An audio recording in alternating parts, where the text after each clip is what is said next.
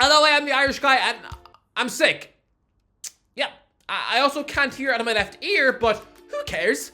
Get on with the video! Lads, this video must be a horrible nightmare for you. Because here, I'm going to take a look at the Premier League table. If suddenly, in the morning, you were forced to sack your current manager and replace him with the guy you had in charge 10 years ago, lads, what would happen if you had your manager from September 2013 back at the wheel? I know, it's a bit cruel. A bit like forcing someone to get back with that annoying wife you divorced 10 years ago. Yeah, within 20 minutes of being forced to eat lunch with her, she'd probably chuck hot coffee in your face. Lads, football changes and evolves so quickly these days, so let's see just how out of date your boss from 10 years ago would be now. Oh, by the way, I hope all of these managers are still alive, or this video is going to look very insensitive. Can someone check Arsene Wenger's pulse? Right, let's go. 20th, Luton Town. Look, I want to be nice. I don't want to sit here and say that if Luton Town brought back their manager from 10 years ago, then it would be about as clever as having a family picnic on the train tracks. I don't want to sit here and tell you that 73-year-old John Still has the tactics of a disabled lobster, because 10 years ago he managed little Luton to the conference title with Andre Gray smacking in 30 goals. I mean, this is back when he was just some unknown pub player who was probably only asked for about 3 selfies a month. Nowadays, he's just someone who constantly carries a pop star's purse and who plays in the same league as Ronaldo, Neymar, and Benzema. Yeah, I mean, I'm pretty sure the Saudi Pro League only bought him because of his horrible old tweets. He was like the anti-Jordan Henderson. Well, that Still is an absolute lower league journeyman manager. He's just bounced around the same pudding clubs for the last 15 years, so to drag him out of retirement and chuck him into a Premier League dugout, oh no, it would make about as much sense as putting Roy Hodgson on Love Island. Yeah, I mean, do you really think any young fashion student is going to want to kiss him when he looks like the grim spectre of death? If Luton's still at the wheel, oh, they'd be relegated with 7 points, with a petrified gaffer who looks like he's going to do a queasy poo in his shoe, even just getting interviewed for Match of the Day. This bloke is retired. He just wants a cup of tea, slippers, and a Fawlty Towers DVD for the night. Just leave him alone. Oh, and by the way, quick interruption. I am going head-to-head with Alfie in the Football Content Awards. Yes, me versus Alfie. Yeah, the one from Sevens. Is this what it feels like for players to go up against their former clubs? Is this like Mike Owen going back to Anfield? Am I going to sit at the same table as my former boss? Oh, he's probably going to chuck a sausage pie in my face. So lads, if you vote for this community and the best content creator, clicking the link in the description, you'd be an absolute hero. A ridiculous hero.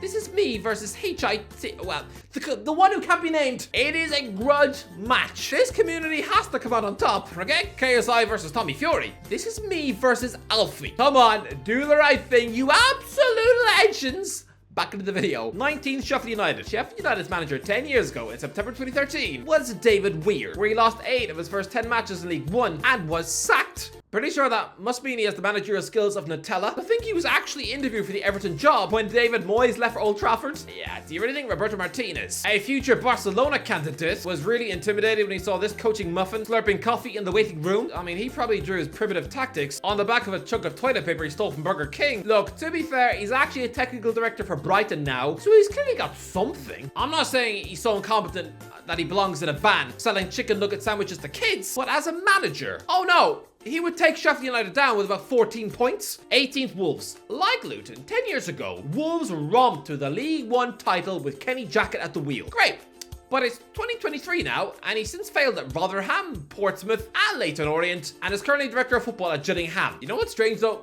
He was a Wolves success, but back in 2016 when the club were first bought by Fosun International in the Championship, the original plan was to sack Jackett and replace him with Julian Lopetegui, only for the guy to take the Spain job instead. Yeah, if this club were really that obsessed with Lopetegui for 7 years, then what a bunch of utter donuts just letting him walk out the door without a fuss last month. But yeah, sorry, poor old Jackett being given a Wolves team who cannot score. Oh, his dinosaur tactics would be exposed, ripped apart like a cauliflower sandwich. Oh, they'd be down by mid-March. 17th, Nottingham Forest. Yeah, different hoodie because this segment is a reshoot. I did an entire monologue about how Chris Hughton would be an awful Forest manager.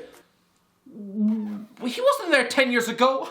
I told you, I'm sick. My brain is foggier than a bumblebee pie. But lads, oh dear, if Billy Davies was back in the job 10 years ago, this guy was on the verge of getting sacked by Nottingham Forest for the second time. He hasn't had a job since, failing an interview at Hearts in 2017. He was the man who created the worst ever Premier League squad at Derby County, who went on to squeak just 11 points. Listen, he did well at Motherwell and Preston earlier in his career, but now, just like Steve Cooper, he also looks like he's constantly squinting at the sun. Both he and Cooper look like they're both mauled by chimpanzees at the zoo. And yeah, at 59 years old, oh, make no mistake about it, he'd be a brutal replacement for Cooper. Forest would survive just about, but with like 29 points. 16th Aston Villa. Words cannot describe how horrible Aston Villa would be if they once again had Paul Lambert at the wheel. Can you imagine the reaction of the Villa fans if they were forced to replace Unai Emery with this hopeless Scottish potato? Ever since quitting Norwich in 2012, Lambert has been a walking failure everywhere he's been. Villa, Blackburn, Wolves, Stoke, Ipswich. Even looking at him, he doesn't look like someone who has a player won the actual Champions League with Borussia Dortmund.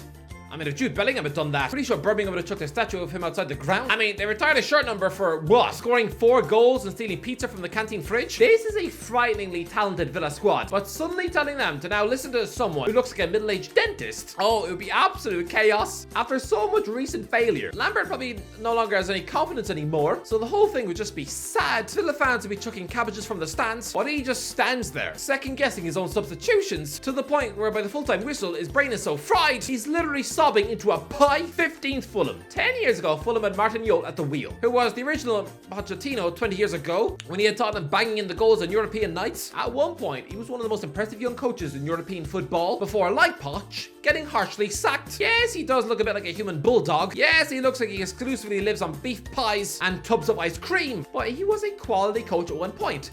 Here's the issue. Failure of Fulham a decade ago completely ruined his life. He only had one job after that. Just 31 games in the Egyptian Premier League with Al Ahly after they were crushed in the Asian Champions League, failing to finish above Zesco United from the Zambian desert. Yol plays good football. This Fulham squad is set up to play old-fashioned Yol ball, but he's retired, 3 years off 70, and probably has zero appetite for a return. You would probably have to handcuff him to the Craven Cottage dugout, or attempt him back with a lifetime supply of chicken wings, because he really does not look like he wants to get back on that training pitch. So yeah, all a bit meh. 14th Burnley. Look, Sean Dyche is a decent manager, and one of the few coaches in this list from 2013 who actually belongs in the Premier League now. But here's the problem. While Dyche was a roaring Burnley success, this Burnley squad is not set up to play Dyche football. It's since had a monstrous Vincent Kompany haircut, meaning that most of Dyche's tools have been chucked in a bin in favour of ball-playing progressive footballers. So imagine bringing back Dyche and telling him to keep this Burnley squad up when he's now got midget wingers who are probably terrified of heading the ball. It'd be like asking an electrician to fix your toilet, or asking someone to cut your hair with a spoon. It's not gonna work. The only reason I have Burnley as high as 15th is because, well, look at the rotten dog food managers below him in the list. But really, this would still be a mess. And no, they wouldn't even squeak 40 points. 13th Brentford. 10 years ago, Brentford were in League One with Uwe Rosler at the wheel, and he actually did pretty well. Completely revamped the squad, overseeing a huge transfer shake-up, and actually got the promotion ball rolling before he quit in December. And despite looking like a skinny Humpty Dumpty, went on to manage Wigan, Leeds, Fleetwood, Malmo, Fortuna Dusseldorf, and now AGF, who just finished third in the Danish Superliga. So let me get this straight. This guy who's had a long history of coaching in Scandinavia, teams like Lillestrøm, Viking, Molde, Malmo, and AGF. So chucking him into a predominantly Danish dressing room with the bees.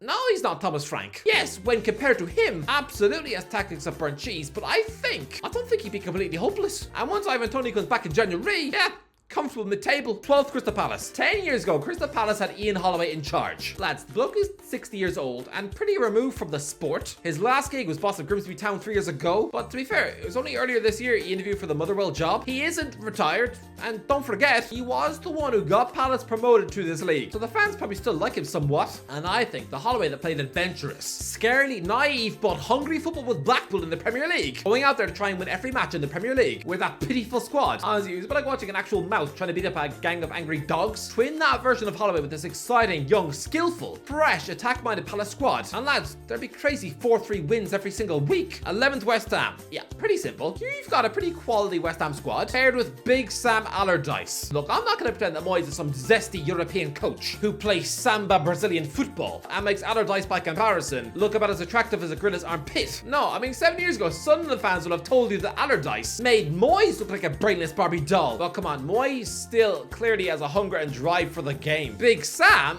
at his heart broken by the sport when he had the England job drift away after just one game. He since had mediocre spells at Crystal Palace and Everton, got relegated with both West Brom and Leeds. Lads, the show of half-hearted the guy is about management these days. In his last job, he signed a 4-game contract. 4 games. Given this strong West Ham squad, he'd be going through the motions. He'd do okay. Grind out results, but nah, by mid-February, he'd look like an exhausted bin bag. 10th Everton. This is a shock.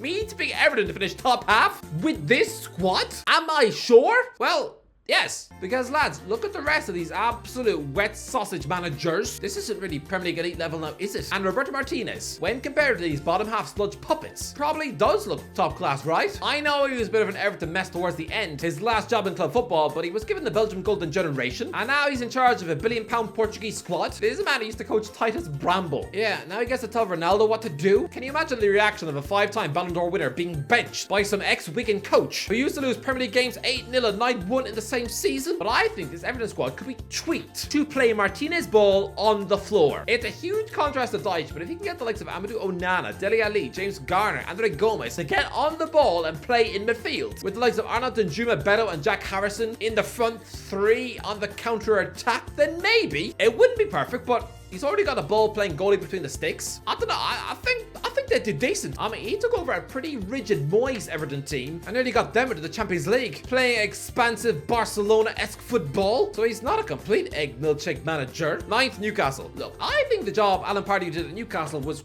quality, but there were definitely horrific patches too. Pardew's management career is such a weird 2 halves. The first half, very London themed, very ordinary. Just Reading, West Ham, Charlton, Southampton, Newcastle, Crystal Palace, West Brom. Fine. But then ADO Den Haag, CSK Sofia, Aris Thessaloniki.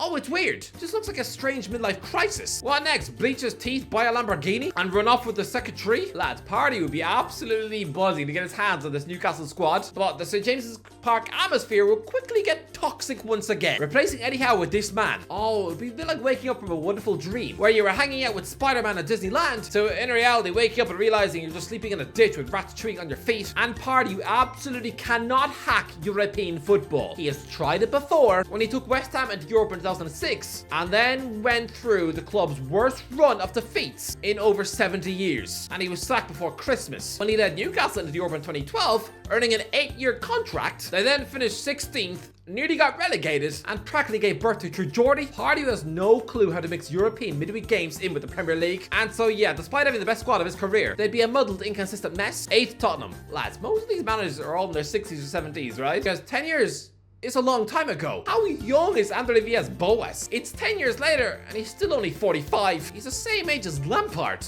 But listen, he didn't actually do too badly at Spurs. Look, he would be average beyond belief and a huge downgrade of Postecoglou, but he should still have had enough to get a top 8 finish. 7th, Brighton. Oscar Garcia was Brighton's manager 10 years ago, and took them into the championship playoffs. Lads, most of these coaches of 2013 look so out of date now, as if you're now opening a fridge to find a bunch of yogurts you bought the day The Dark Knight Rises was released. Yeah, they'll now look like a bunch of pots filled with rat fur. But Garcia, he's not a moldy expired banana. No, this is a guy who was sculpted and raised in the Barcelona ethos, spending the first 15 years of his life there. He even coached the under-19 team when Guardiola was at the wheel. Price up with the Catalonian national team. He was literally assistant coach to Johan Cruyff, and he's had a bunch of jobs since then, like Maccabi Tel Aviv, Watford, of course, who hasn't, Red Bull Salzburg, Saint Etienne, Olympiacos, Celta Vigo, and most recently Reims, where he had Will Still as assistant coach. You know that ginger nugget who plays football manager in his underpants? Even this summer, Garcia was linked with the Swansea job. He is still a relevant, decent ball-playing manager. No, he's not Roberto De Zerbi, but Christ above, he's not a bad fit either. I mean, if I had done this video next year, then you'd have either Sammy Hippier or Nathan Jones. Guys with the tactics of burnt banana bread. So Brighton fans, you can't complain with this. Be grateful for Garcia. And you'll also know the likes of Lewis Dunk and Solly March from his first spell in charge. So honestly, I think he'd do okay. 6th, Arsenal. Look, Arsene Wenger was a world-class manager. Was. He's not anymore. This is a 73-year-old man who's been out of the game for 5 years. When he left Arsenal in 2018, he said he wasn't retired, but he's shown no interest in taking another job. Twice above, he's turned down Fulham twice. Apparently even held talks with Barcelona the day before they lost 8-2 to Bayern Munich. Look, this is a strong Arsenal squad, but this is probably the one club where the fans would legitimately protest against the return of a guy who was a statue outside the ground. Wenger was amazing in his pomp, but now this tired old version, some man who belongs at a beach munching ice cream with broccoli, should not be trying to motivate a modern dressing room with players who are addicted to their phones. Honestly, can you imagine a conversation between Wenger and Rice? It'd be more painful than watching any Adam Sandler film. He can't relate to these modern players. I genuinely believe that this version of Wenger would be absolutely schooled by even the likes of Eddie Howe. 5th, Bournemouth. Surprised? I mean, this is surely mental, right? Predicting this Bournemouth squad to finish 5th? But yes, why not? 10 years ago, Eddie Howe was some scruffy 35-year-old whose first 2 away matches in the championship with Bournemouth were losing 6-1 and 5-1 against Watford and Huddersfield. Imagine telling anyone after shipping 11 goals that this naive little boy with 10 years down the line be carving out a 0-0 draw at AC Milan on the Champions League night, but an experienced 45-year-old Howe. Right now, he's one of the best managers in this list, probably only second to Mourinho. He would absolutely beast this league with this Bournemouth squad, showing up absolute tactical vegetables every single week with 4-0, 5-0, even 6-0 wins. Likes of David Brooks, Luis Sinistero, and Dango Otara would absolutely explode playing Howe ball. There'd be a rock-solid midfield with Tyler Adams, Philip Billing, Alex Scott, and young exciting fullbacks like Max Aarons and Milos Kerkez. Yeah, absolutely 5th. How is class? 4th, Liverpool. Look, I rate Brendan Rodgers, even though I know that Leicester City mess has sort of seen him once again banished to Celtic. Honestly, that club just seems to be the dark little corner where he goes to lick his wounds after an embarrassing sack. But that's 10 years ago, a 40-year-old Rodgers took Liverpool to 2nd in the league. And I'm going to say this, from that team, only Steven Gerrard, Luis Suarez, and possibly one of Daniel Sturridge or Raheem Sterling would make their current starting 11. This would be by far the best squad of his career, and we have seen when given attacking talent, Rodgers football can be scintillating. Do not sleep on Leicester in 2019 when they won 8 Premier League games in a row, including 9-0 away from home. I think a 50-year-old Rodgers could eventually get the Liverpool squad playing beautiful, devastating football, and really could challenge for the league. But the only reason I have them as low as 4th is that, just like when Fergie quit Old Trafford, to see an absolute legend like Jurgen Klopp leave after 8 years, to lose such a huge presence from the club. Oh, make no mistake about it, Rodgers would have a horrible first 3 months in charge. The whole club would be an absolute slump, but eventually, when players finally buy into what he's trying to say, then yeah, late season surge. They'd probably win 10 games in a row. 3rd, Man United. Look, we know that David Moyes' 9 months at Manchester United were a catastrophe. But the man has said it himself. He wishes he was given that job when he was 8 years older and now a better manager, and he is. Back when he was sacked at Old Trafford, he'd never really tasted failure before. But now he has, at Man United, Real Sociedad, and that hideous nightmare at Sunderland. And he's since seen his confidence boosted by winning an actual trophy. I think if the Man United squad gave him a chance, I think he could do something with the squad. These aren't the same monster, overpowering personalities who were disciples of Fergie in 2013. No, I think these players would actually listen to Moyes. They actually have legs in midfield like Mason Mount and Sofiane Amrabat. I even think he could rejuvenate the likes of Donny van de Beek. And I think a strong British voice like Moyes could coax the best out of Jadon Sancho, who weirdly has never had a British manager his entire career, and Moyes clearly already rates Harry Maguire. I really do think this version of Moyes at Old Trafford would be good. 3rd, 2nd, Chelsea. Look, I wanted to say 1st, but I know if I did, people would be accusing me of having seaweed for brains. Jose Mourinho is a spectacular manager, and bringing the special one back to Stamford Bridge at 60 years of age, I think it would actually lift the fans. It would be the complete opposite effect for so many of these clubs in this list, but for Chelsea, I think it would give them an extra 10%. Here's the issue though, the squad is nowhere close to Man City's. It's full of players who would utterly frustrate Mourinho, so yes, while he would definitely improve them, oh no, Man City would still absolutely dominate. First, Man City. Manuel Pellegrini is a top coach. At 7 years of age, the guy is still going. He took over a Real Betis team and finished 15th in 2020, and then has got them to 6th, 5th, and 6th, whilst winning a Copa del Rey. This is a man who took Villarreal to the brink of a Champions League final. He was seconds away from getting Malaga into a Champions League semi-final. He won a League Cup double with Man City. He only had 1 season at Real Madrid, didn't win the league, but still got 96 points. Yes, this would be a drop-off from Pep Guardiola, obviously, but no, City would still win the league quite comfortably too.